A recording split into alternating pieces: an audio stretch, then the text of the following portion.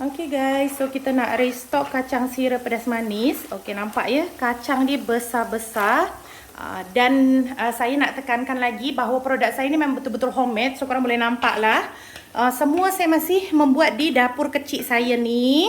Okay, ini untuk sirihnya korang boleh nampak. Ada biji sawi, ada daun limau purut, ada daun kari. Dekat dalam ni pun ada perencah kari. Ada garlic, ya. Jadi semua ni saya buat memang resipi daripada family saya. Okay, so korang boleh try. Satu pack RM10 sahaja. Dan thank you guys selalu support saya. InsyaAllah saya membuat produk ni betul-betul saya garantilah sedap. Sebab semua ni saya buat guna tangan saya sendiri. So guys, korang nampak ini semua order yang masuk daripada semalam hingga hari ini. So saya baru sebahagian aja packing. Yang ini saya akan settlekan sekejap lagi. Tapi saya nak tunjuk dulu dekat korang yang masih tak tahu saya menjual produk apa je. Okay, saya mempunyai 4 produk homemade ya guys. Okay, yang duanya ini untuk kudapan kacang rangup. Ada perisa pedas manis sirih dan ada yang lemak masin bercili tapi tak pedas ya. Okey, untuk sambal garingnya pun ada 2 perisa. Yang ini bawang dan yang ini bilis kacang. Okey, all produk hanya RM10 sahaja. Dan untuk pembelian 5 item akan mendapatkan face mask. Pembelian 7-8 item akan mendapatkan hand cream. Dan untuk pembelian 10 pack ke atas akan mendapatkan perfume. Perfume ni long lasting guys. Saya hari tu pernah pakai dari pagi hingga ke petang masih melekat bau dia. So untuk korang yang nak try, korang boleh terus beli dekat Shopee atau WhatsApp saya. Korang bank in card saya, nanti saya akan postkan. InsyaAllah ini ialah produk yang terjamin kesedapannya karena saya membuat sendiri. Okay, so thank you guys yang selama ini korang selalu support. Alhamdulillah macam inilah orderan saya tiap-tiap hari. Thank you, semoga Allah murahkan rezeki korang. Hi everyone, Assalamualaikum. Guys, so di vlog kali ini saya ingin menceritakan culture shock saya. Terutamanya pribadi saya ya. So ini cerita betul-betul pengalaman pribadi saya. Jadi maksudnya macam inilah. So kehidupan ini saya kirakan 100% untuk kehidupan. Dan saya menceritakan pengalaman saya ni hanya 10% je daripada kisaran kehidupan. Jadi korang jangan berfikir saya bercerita ni, saya menceritakan memang full 100% tentang orang Malaysia dan Indonesia. No, ini hanya cerita pengalaman pribadi saya masa saya ke Indonesia dan sekarang saya kat Malaysia. Okay guys, jadi tajuk ceritanya ini ialah perbezaan orang kaya Indonesia versi Malaysia. Okay, saya cerita dari pengalaman hidup saya dulu.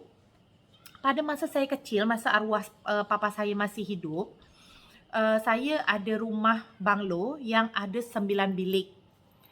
Jadi pada masa tahun 80, papa saya pernah keluar dalam salah satu surat khabar menyatakan bahawa papa saya termasuk salah satu orang terkaya, 20 besar orang terkaya di salah satu kota di Indonesia. Lepas tu, jadi selama papa saya masih hidup tu, kita sekolah akan dikawal dengan 2 bodyguard. Jadi bodyguard tu akan jaga dekat depan pintu kelas kita. Sampai macam tu sekali. Dan itu mungkin pada tahun 80 macam tu dia agak luar biasa. Tapi semenjak berjalannya waktu saya tengok macam orang Indonesia ni makin banyak lah yang berbuat macam tu. Okay, contohnya satu anak akan ada satu baby sister. Jadi so kalau ada 5 anak, 5 baby sister lah. Sedangkan saya macam sangat-sangat jarang menjumpai itu dekat Malaysia.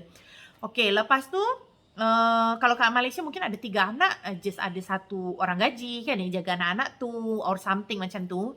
So lepas tu untuk saya peribadi, masa saya kecil lagi, masa saya umur 3 tahun macam tu, saya punya baby sister 3 hanya untuk diri saya sendiri.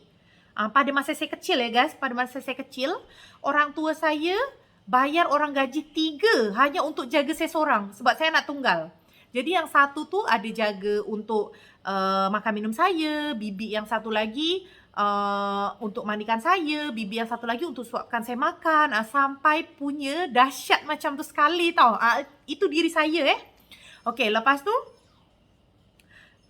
macam nak sekolah dihantarkan kereta dengan driver tu dah biasalah. Tapi mungkin yang buat luar biasanya, kalau dekat Indonesia ni, kalau kita bayar driver, kita ada orang gaji semua-semua, dia akan layan kita macam macam macam berlebihan lah pada saya setelah saya duduk Malaysia ya. So saya boleh nilai macam, oh rasanya macam berlebihan kot. Tapi pada masa dulu saya kat Indonesia, saya rasa itu hal yang wajar sebab di sekeliling orang tinggal di yang saya kenal, semua dibuat seperti itu. Macam faham tak maksud saya? Jadi macam kita turun dari kereta, driver akan bukakan pintu. Lepas tu macam kita nak makan, sampai rumah tu bibi terus sediakan, betul-betul sediakan pinggan apa semua-semua, kita duduk sediakan pinggan semua-semua kan. So macam ada satu lagi kisah, itu tadi cerita tentang diri saya. Lepas tu saya punya kakak sepupu perempuan itu lagi dahsyat guys. Dia punya suami kira berjawatan lah di salah satu pekerjaan di Indonesia. Suami dia berjawatan tinggi. Korang bayangkan ya, dia punya anak 3 lelaki, 1 anak 1 bibi. Lepas tu untuk diri dia sendiri pun dia punya asisten. Asisten bukan untuk kerja ya, asisten untuk body lotionkan badan dia. Dahsyat tak? Ini kisah nyata sepupu saya sendiri ya. Jadi pada masa tu saya fikir macam biasa je katakan. Tapi bila saya dah kahwin, suami saya nampak, suami saya kata, wow, dahsyatnya, kalah-kalahkan anak sultan lah. Sampai suami saya pun kata macam tu guys. Jadi macam ibaratnya ya, boleh sampai cousin saya tu nak kencing sampai dibukakan pintu. Nak pergi tandas pun sampai dibukakan pintu. Sampai sebegitunya sekali. Tapi itu memang real. Itu real di kehidupan saya. Lepas tu nak makan, just tekan bell. Nanti bibi dia naik, bibi dia akan tanya, bibi dia akan, kalau cousin saya tu macam malas makan kat lantai bawah, dia akan tanya masak apa, masak ni. Nanti dia akan request lah, okay saya nak makan ni, dia bawa naik atas. Lepas tu nak pakai kasut pun diambilkan kasut dan diletakkan di bawah badan dia. Jadi so cousin saya bila nak keluar rumah, dia just pakai kasut, dia tak pilih sendiri. Dia cuma kata, Bi, saya nak pakai beg yang kuning, saya nak pakai kasut yang hitam. Bibi tu dia sediakan semua. Tapi memang special dia digaji untuk tu. So asisten peribadi lah kiranya. So macam tu lah, dahsyat kan. Jadi bila saya pindah kat Malaysia, saya pun ada jugalah kawan-kawan yang kaya. Tapi tak adalah sampai macam tu sekali maksudnya. So kaya tu kaya lah. Kaya yang untuk shopping, barang kat badan ni branded gitulah. Tapi tak ada yang sampai kehidupan ni macam diagungkan dengan pelayan, dengan seseorang yang bekerja. Itu maksud saya. Jadi macam masa pada tu saya ada keluar dengan kawan saya. Dia salah satu wife kedutaan Indonesia yang dapat job dekat Johor Bahru pada masa tu. So kita makanlah dekat salah satu restoran. Saya dihantar driver dan dia pun dihantar driver. So bila kita selesai makan, si wife-nya kawan saya ni dia tanya, "Mbak cantik dah. Okay saya mau pulang dulu ya gitu. Saya nak balik dulu." Lepas tu dia call lah driver dia. Okay dah selesai. Lepas tu driver dia ambil lah depan restoran tu dan dibukakanlah pintu. So saya tak terperanjat tapi yang saya terperanjat, oh rupanya kalau dia tak duduk Indonesia, tapi dia sebab driver dia pun kedutaan tu ambil juga depan Indonesia lah. So macam tu juga dibuatnya. Memang pattern macam ke Indonesia. Sewajarnya macam ke Indonesia akan dibukakan pintu semua. So bila saya call driver saya, saya kata saya dah selesai. Lepas tu driver saya bukan dia datang tapi dia kata, okay puan jalan je, saya dekat seberang jalan. Saya tunggu puan kat sini. So saya lah yang kena seberang jalan. Jadi macam tu lah culture shocknya guys. Jadi perbezaannya macam tu. Lepas tu ada lagi satu kisah kawan saya yang pernah syuting kat Malaysia. Jadi ini lawan main saya. Masa saya pernah syuting dengan dia, kebetulan dia dapat rezeki dia syuting dekat Malaysia. Dia waktu itu main cerita tajuk 9 kalau tak silap. Lawan main dia Beto siapa gitulah. Saya pun sempat jumpa Beto tu. Saya sempat bergambar dengan diorang. Lepas tu saya tanya macam mana syuting kat Malaysia kan. Sebab kita syuting kat Indonesia, kita akan dilayan. Jadi dekat lokasi syuting pasti akan ada pekerja yang akan macam ambilkan kita air, ambilkan kita minum, yang kita boleh suruh pergi kedai, macam tu lah. So bila dekat Malaysia, kawan saya kata kita nak makan kita kena ambil sendiri.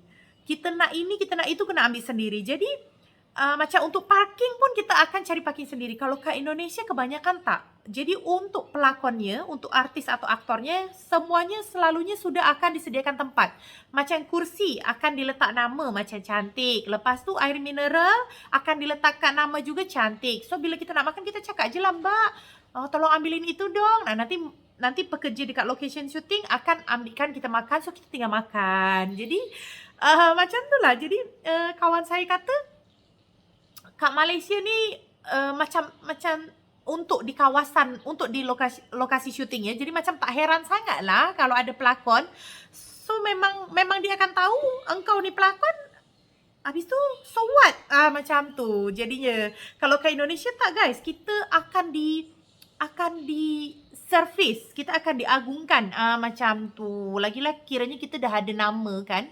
Dah ada nama dalam dunia entertain. So kita sebenarnya kemana-mana lagi senang. Nak buka pintu dibukakan, ibaratnya lah, sampai macam tu sekali. So jadi macam tu guys. Jadi pada masa saya model pun, saya ada satu geng yang memang kaya lah boleh dikatakan. Sekejap ya. Lepas tu macam mana nak kata, tapi korang jangan fikir saya nak sombong atau macam mana ya. Cuma saya tiba-tiba terfikir, rasanya macam best kot kalau saya bercerita culture shock antara orang kaya Indonesia versus Malaysia. Jadi ini sekadar sharing ya guys. Jadi okay, so saya teruskan. Pada masa saya model ni, saya ada satu geng yang memang kiranya kaya juga. Jadi pada masa tu memang kehidupan kita ni hanya untuk saling show off kalau menurut saya lah. Contoh macam kawan saya baru beli bag LV ke, Gucci ke, Hermes ke. So nanti kawan-kawan lain akan yang tu dah ada, takkanlah aku tak ada. Sedangkan kerja kita sama. Dia ada duit, tak mungkin aku tak ada duit. Jadi kita pun akan nak upgrade lagi. Kita akan beli lagi. Kat badan kita ni macam dah malas lah nak pakai barang kemas. So kita semua diamond. Jadi pada masa tu, macam sekarang lah saya fikir, kat rumah Indonesia tu saya ada bag LV, bagai, ada diamond. So untuk apa sebenarnya? Jadi itulah salah satu pengajaran yang saya boleh ceritakan ke anak saya. Sebab saya pun ada anak dara kan. So saya kata, boleh kita berkawan dengan orang kaya, tapi kita jangan terbawa-bawa lah maksudnya. Sebab semua benda yang kita beli dengan keadaan hanya untuk menunjuk, semua tak ada function lah menurut saya. Jadi so macam tu lah guys sharing saya. Kalau korang suka dengan vlog macam ni, nanti saya boleh lagi buat vlog lain. Tapi bukan untuk membeza-bezakan ya. Hanya untuk menceritakan. Jadi untuk korang Malaysia, korang boleh ada fikiran, oh rupanya macam ni lebih kurang kat Indonesia. So orang Indonesia pun boleh berfikiran, oh macam ni lebih kurang culture kat Malaysia. Jadi korang jangan berfikir saya nak membeza-bezakan. Sebab saya dah terlampau cinta dengan kedua-dua negara saya ni. Sebab kat Malaysia pun saya dah belasan tahun. Kat Indonesia pun saya daripada lahir hingga saya umur 20 tahun lebih. Jadi tak ada alasan saya nak membeza-bezakan kedua negara. So kalau korang suka, jangan lupa tekan like, comment, subscribe. Dan jangan lupa beli all product saya RM10 saja. Korang boleh terus check link Shopee-nya dekat description box. Thank you guys for watching. Bye-bye.